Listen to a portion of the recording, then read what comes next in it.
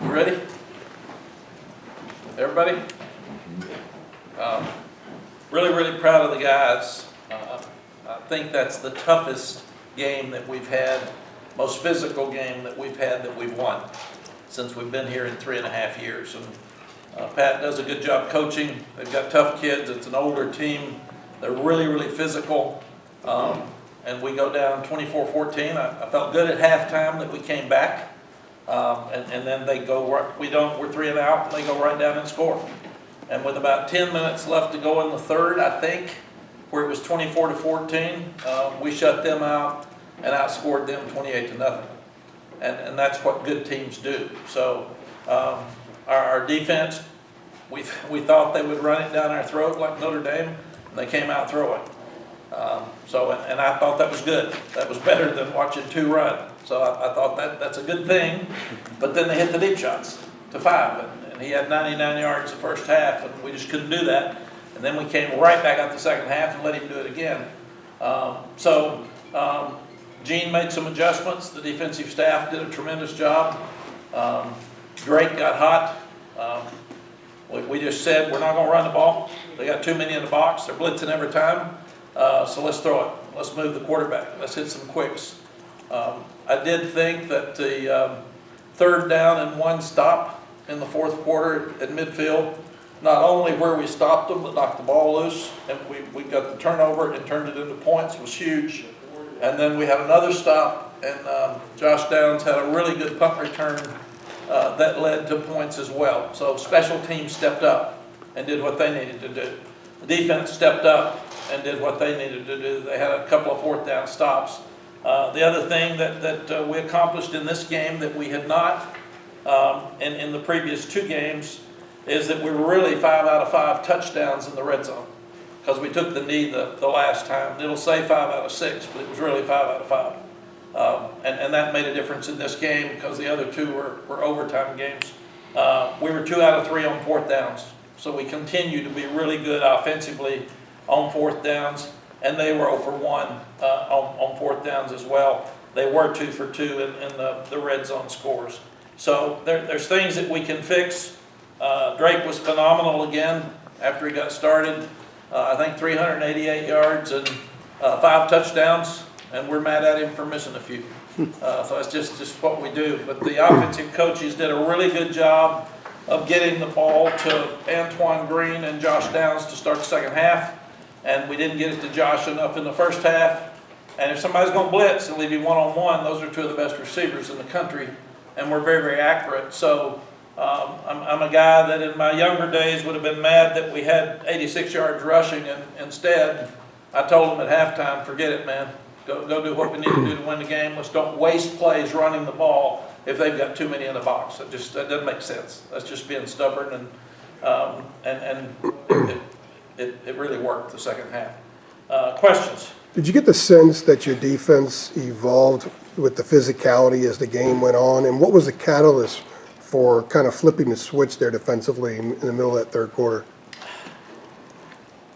The first answer is yes. That's the best defense we've played. You know, we've given up 23 points a game in the ACC, so our defense is getting much better, and we've seen it get better. And we've had halves and quarters where we shut people out.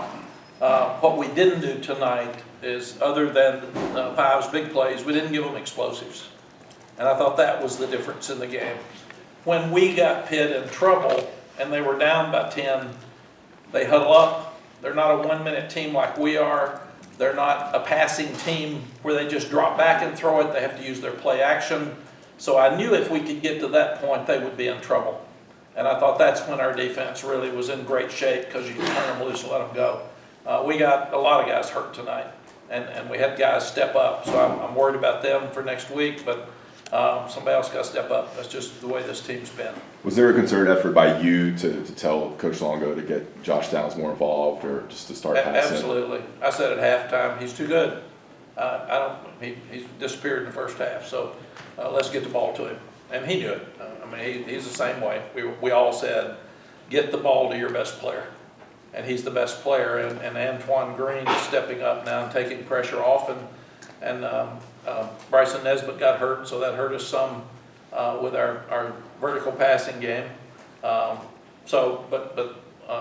Kamari made an unbelievable catch over on their boundary in that fourth quarter. So really, really proud of Josh and the way he competes, and Antoine Green too.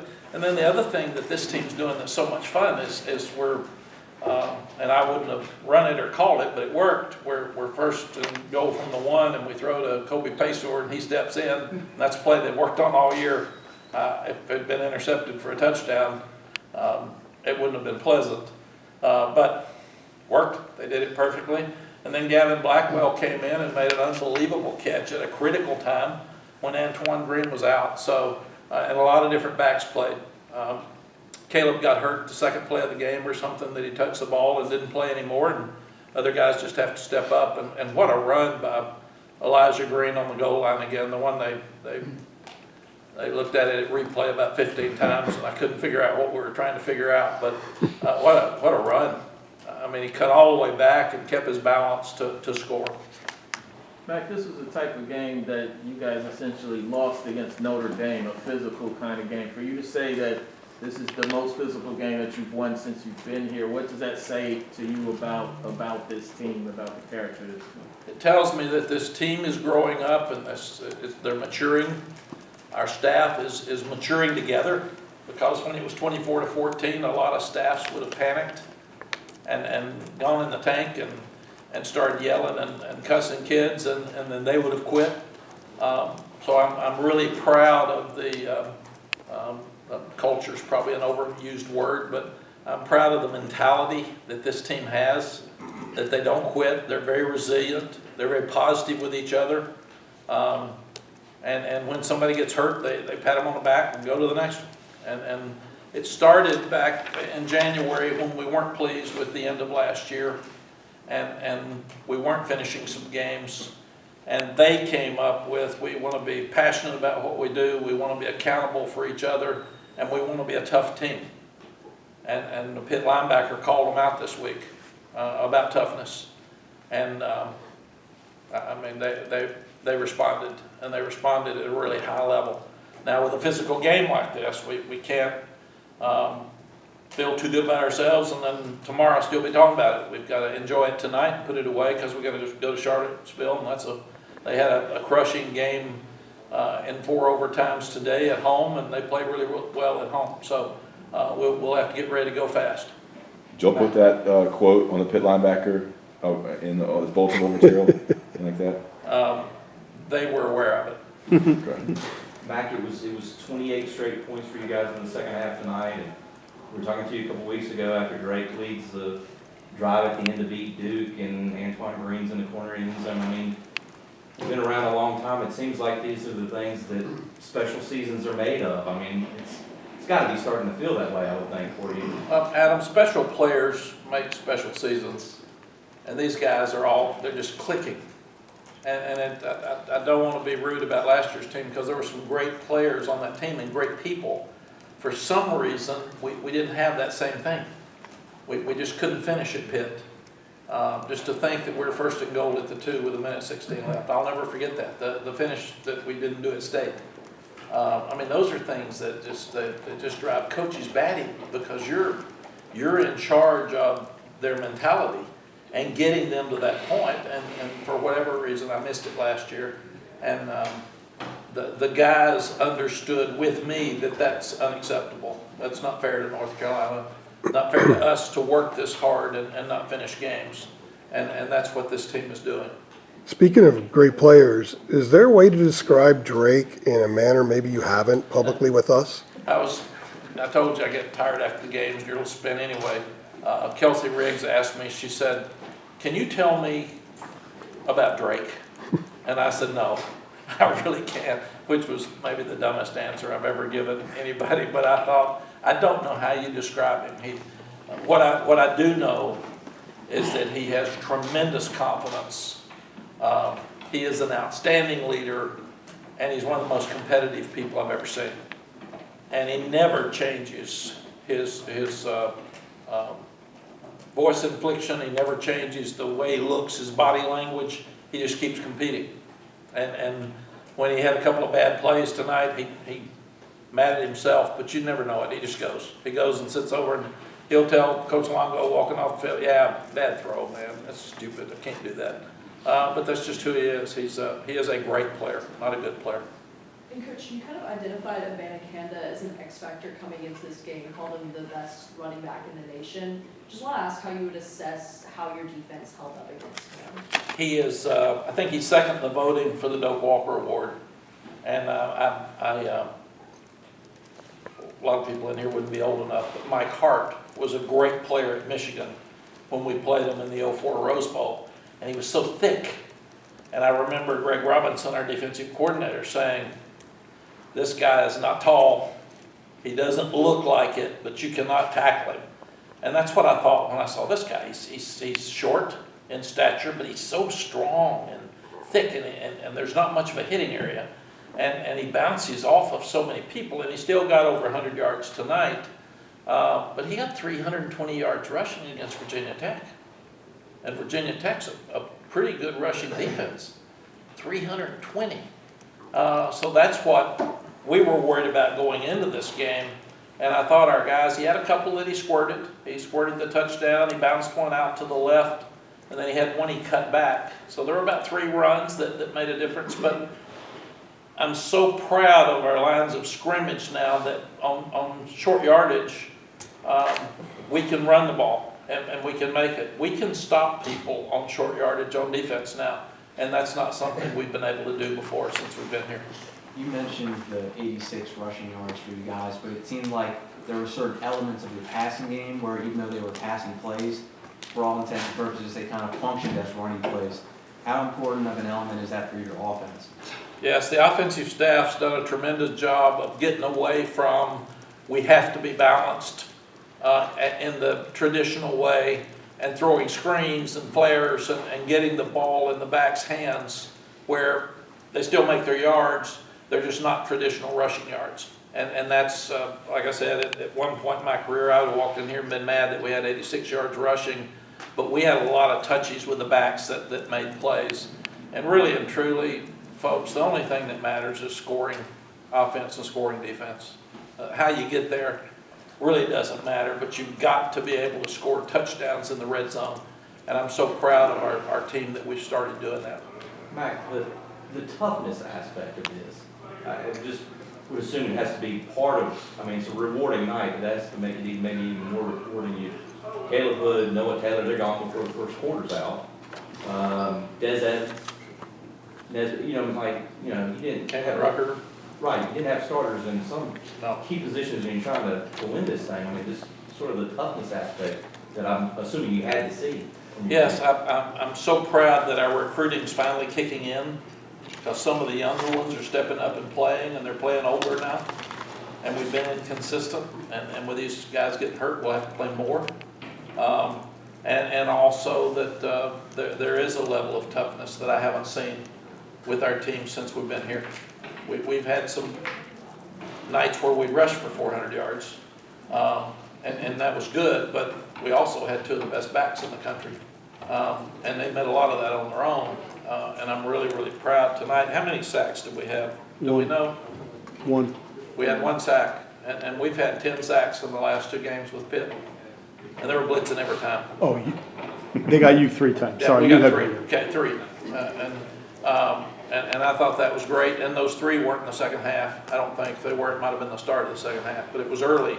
And you're not going to get many sacks against them the way they run the ball and use play action. They're not a team you're going to sack much. But that's what I'm proud of. We're finding ways to win, and that's all I ask them. I said, you know what? I want you to have fun, because this is college football, and it's absolutely crazy. Just having to sit there all day and watch other people and some of these scores. Oklahoma State beats Texas, Kansas State loses last week, and Oklahoma State gets beat, 48-0? And the backup quarterback played for Kansas State. I mean, you can't make some of this stuff up. And then you look at what Tennessee won 37-6 or something? 44, I think. 44. And this team took Tennessee to overtime.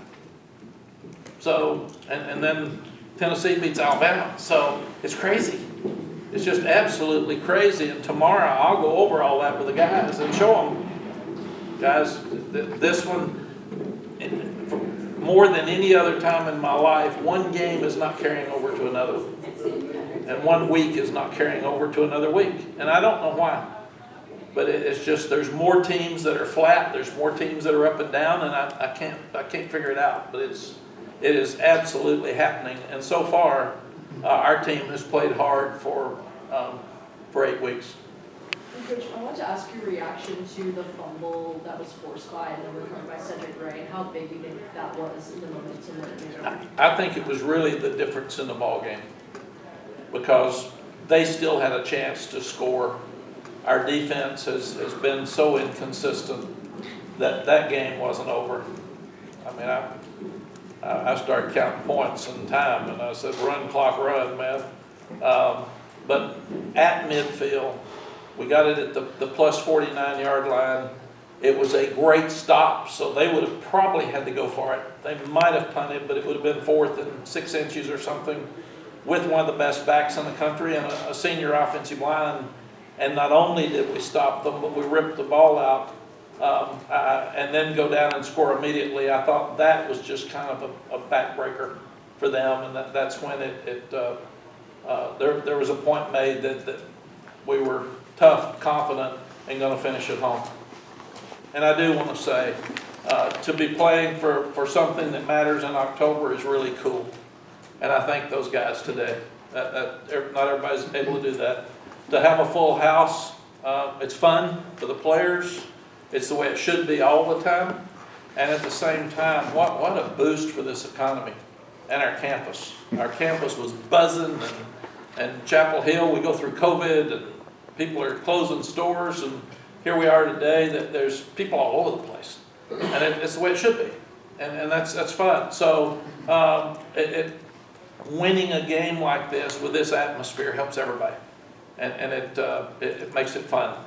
Makes me feel really, really good about these kids and this team. Mack, you said polls don't matter until the college football playoff poll comes out. Well, the first one's coming out this Tuesday. You guys are 7-1. Have you started to think about that at all, or is it still just? No, Michael, I haven't, and I won't. I think we'll talk about the Coastal again tomorrow. We'll talk about the polls again tomorrow. And I really think, I probably shouldn't have said, I always thought in the media that it didn't matter until the college football polls came out, because that's the resume. For our team, it doesn't matter till it's over. I mean, nobody says, where were you ranked the 8th week of the season? They say, where were you ranked last year at the end? The beginning doesn't matter, the end does matter.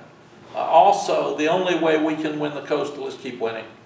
In the past, sometimes I've calculated it and said, if we'll win here and if we'll do this, let's get better and win every game we can win. That's what we need to do. So what I will tell them tomorrow is I don't want to hear Coastal mentioned, I don't want to hear ACC Championship mentioned, and I don't want to hear polls mentioned. Thank you for getting us some recognition. Thank you for playing so hard. Thank you for making this ride so much fun. But let's don't be stupid. Let's don't talk about things that are very unimportant. What's important is you guys that are hurt get well, or you guys behind them step up, and let's improve the things that we're not doing well. Let's be mature enough to say that we did these things well, we're still not here. We've got to get these things fixed to get where we want to go. And that'll make this journey fun. Thank you, Coach.